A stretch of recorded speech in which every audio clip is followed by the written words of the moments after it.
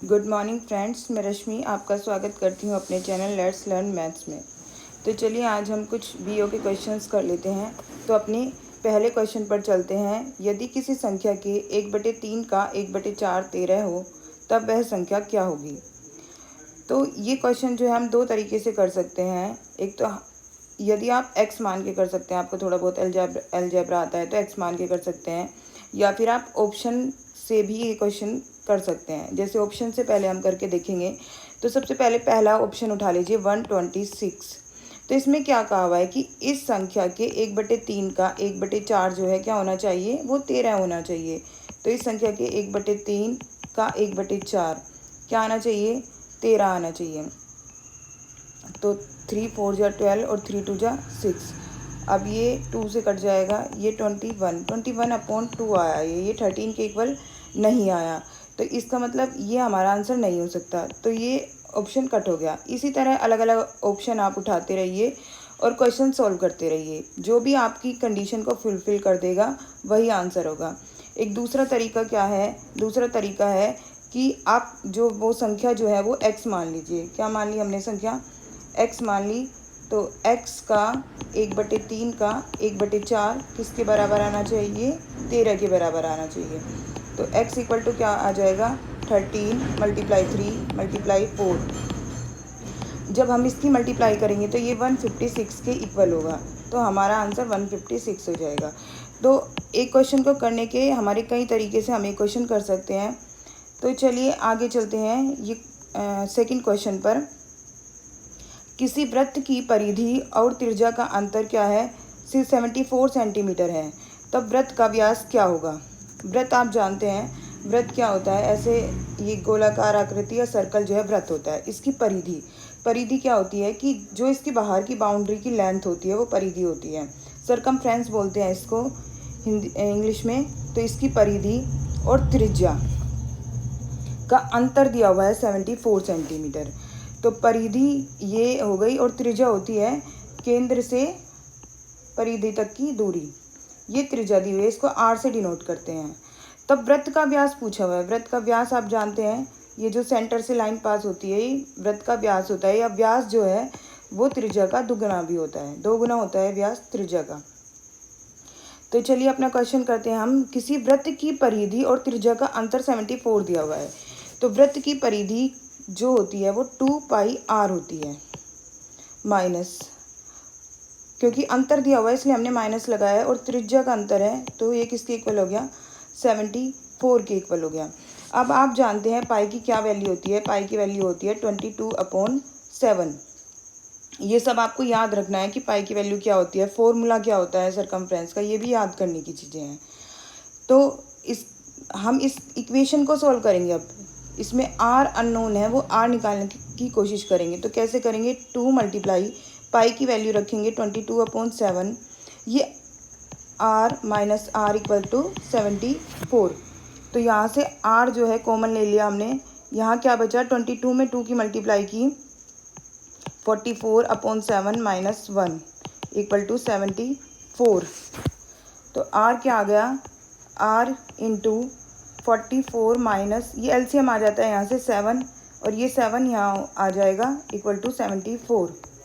r equal to क्या आ गया, 74 मल्टीप्लाई 7, और 44 में से हम क्या करेंगे, 7 को माइनस कर देंगे। तो जब 44 में से 7 को माइनस करेंगे तो क्या बनेगा हमारे पास, 37। और 37 2 जा कितने होते हैं, 74 होते हैं।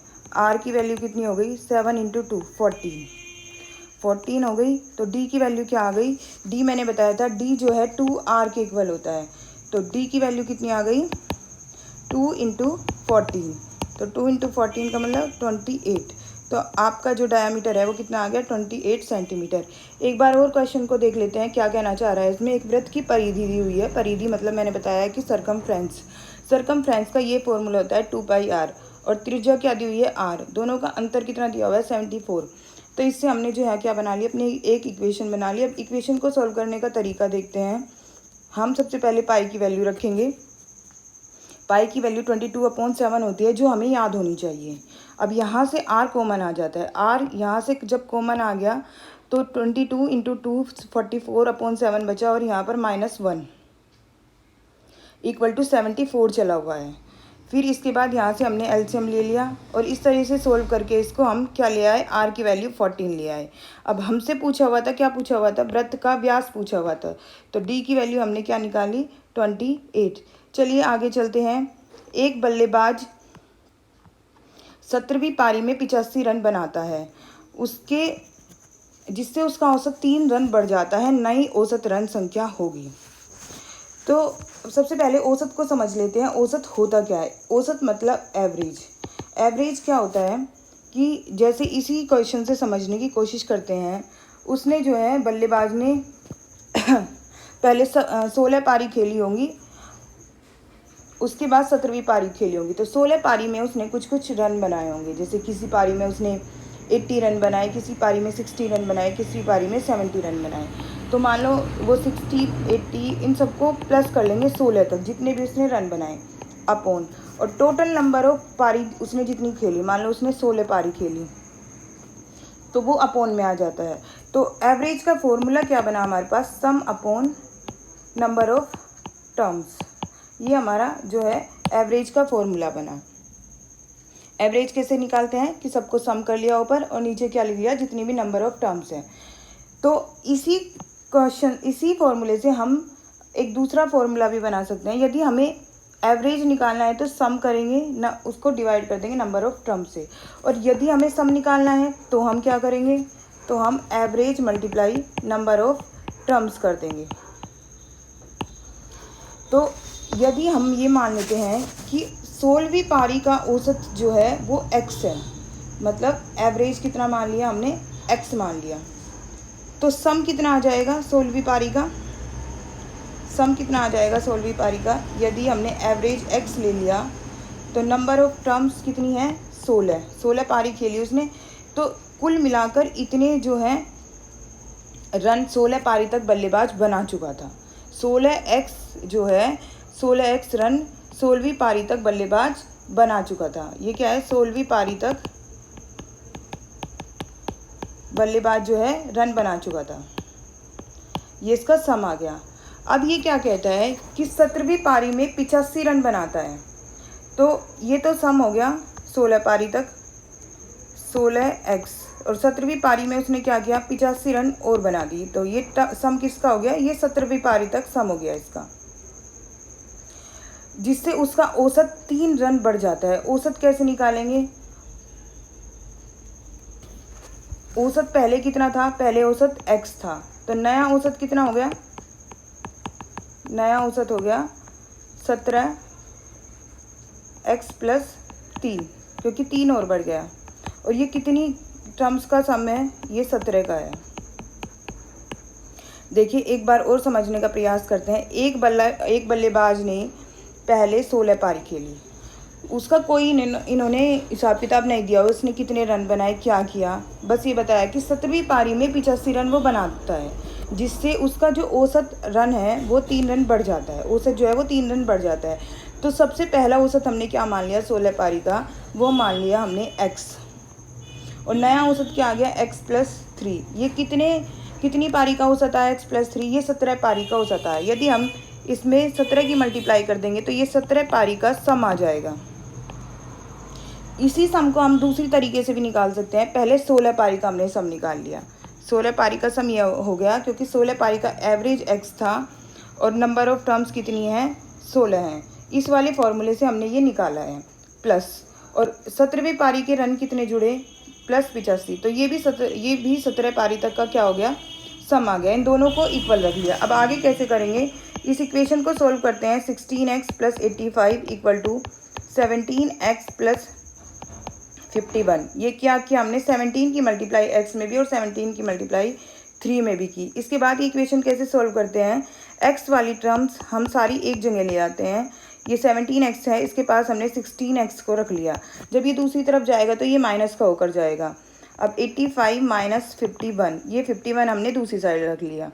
अब 17 में से 16 माइनस करेंगे तो क्या बचा, x, और 85 में से 51 माइनस करेंगे तो हमें मिला 34। तो हमारा आंसर क्या आ गया 34। तो इस क्वेश्चन में जो है क्या पूछा हुआ है, नया औसत रन क्या होगा।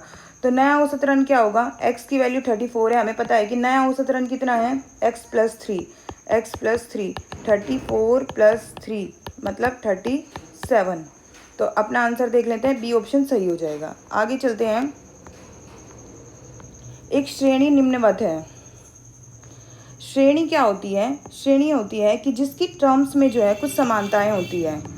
जैसे ये वाली जो श्रेणी दिखाई दे रही है आपको, पहली टर्म इसकी 5 है, दूसरी टर्म इसकी 7 है, तीसरी टर्म इसकी 9 है। तो क्या समानता दिखाई दे रही है, हर पद के बाद जो है 2 2 जुड़ता जा रहा है। 5 में हमने 2 ऐड किया तो 7 आया, 7 में 2 ऐड किया तो 9 आया, 9 में 2 ऐड किया तो 11 आया, 11 में 2 ऐड किया तो 13 आया। तो हमें एक प्रॉपर सीक्वेंस दिखाई दे रही है इसमें।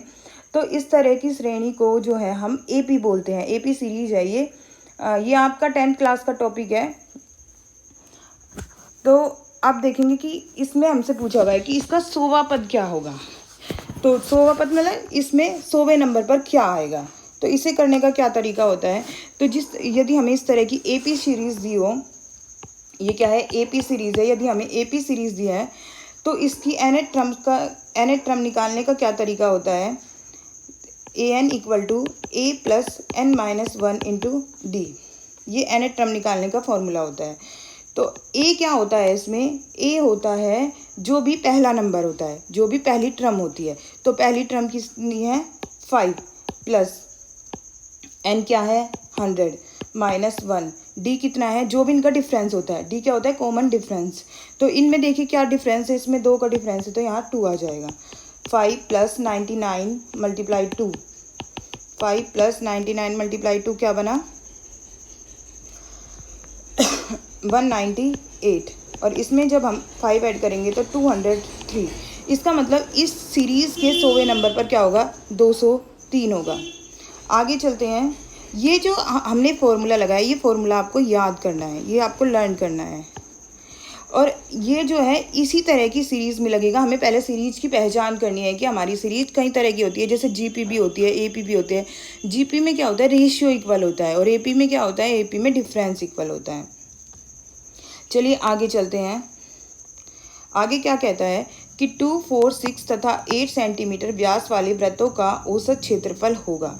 दोबारा से एक औसत का क्वेश्चन हमें मिल रहा है। औसत मैं बता चुकी हूँ, सबका सम करके, इसमें किसका सम करेंगे, सभी के क्षेत्रफल का सम करेंगे। और जितने भी क्षेत्रफल का हम सम करें, कितने क्षेत्रफल का सम करेंगे, हमें कितने वृत्तों का व्यास निकालना है, तो हमें 1, 2, 3 और 4 वृत्तों का व्यास निकालना है।